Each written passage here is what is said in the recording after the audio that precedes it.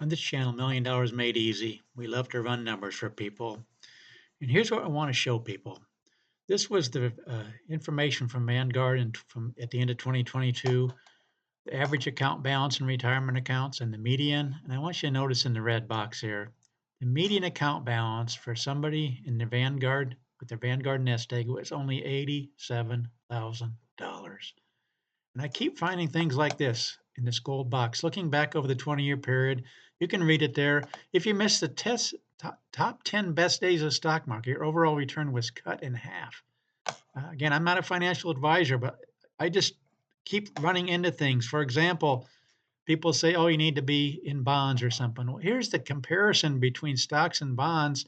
An initial, again, we're talking about almost a 100-year period, but just look at the difference on what $1,000 would have accumulated to in that period of time. Nobody has 100 years, I understand that, but just the uh, unbelievable difference between stocks and bonds and T-bills. I mean, standard, you can look at standard deviation, but look at the annualized return. It's twice as much. And I keep just working through these different things just to show you. For example, this is the range of somebody for a 35-year time period. They put $200 a month in over the last 100 years. The minimum they would have had in a 35-year period was 580,000. The maximum would be 1.877. There's a huge variance, but this takes into account all the different ranges from the Depression years, from the oil embargo in 73 and 74. But look at this. In the worst case scenario, $350 a month would have yielded you over $1 million. That's in the worst case scenario. And you just go down through here. I just keep wanting to point this out to people. For example, this information, time in the market. People say it's not timing the market, but it's time in the market. If you would have missed, look at this, missed the 20 best days in the last 20 years, I think it's 20 years. Let me see here for sure. 30 years. Your return would have been down to 6.3%. What if you just would have stayed in the S&P 500, you would have averaged 10.8%. And just on and on and on. I keep finding this information. I just wanted to get it out there. Inflation, yeah, we take into account inflation on this channel. This kind of shows you what the CPI was. If you go back to find what $500,000 was, I think it's 1988. So in other words, between 1988 no, 1995. Between 1995 and the year 2022, what was worth 503,000 be worth $1 million. So inflation is a real thing, but it's also something that can benefit you. Um, again, over and over and over again, I see this stuff every single day on the finance channels. The average person in 1923 had a balance of $191,659, which is way below the recommended amount of $555,000, which they say should be 10 times your salary in the year you retire. But they only had this kind of, and look at this, only 12% got to 555, and even a smaller percent got to a million. That's why we started this channel, to show you just how little it might take to get to $1 million. And people say, well, I don't want to use the S&P 500. And I saw this: 93% of domestic equity funds underperformed the comparison index. In other words, they didn't even come up match the S&P 500. They were so I just go, why not just go with what the S&P 500 has done? And so what we do is we run numbers and we look at every single scenario for the last 100 years, and we find out what the worst case scenario would have been for a 25-year period, whether you started here or here or here or here. The worst case for a 30-year, 40-year, 50-year. We also look at the best case scenarios. But sometimes people say, "Oh, the S&P 500 didn't move from the year 2000 to 2012 or whatever." That's because they're looking at the price return. Again, this is the kind of information we show on this channel. I try to bring it out, but unfortunately, I can't bring it out in just one video. But I just want to give you an overview of what this channel can do for you. This is the price return. Yeah, the price return may have not uh, jumped up near as much, but you don't have to look at the total return. This includes the dividend return. For example, in 2015, if you would have compared the ending price of the S&P 500 at the last day of 2014 to the last day of 2015, it would have actually been down 0.73. But with dividends, it actually ended up having a positive return of 1.38. So you never can go by this price return. Look at the difference. The uh, dividend return can make in the total return. These are the dividend returns.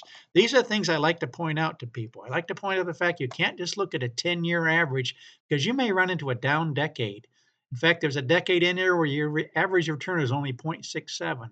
But if you go out over 30, 35, and 40 years, this is the lowest possible return you got for a 35-year period, 11.15%, the median 12.63. If you're in it for the long run, you're going to catch the good decades. You're going to catch not just the down decades, but you're going to catch the good returns if you're in it for the long term.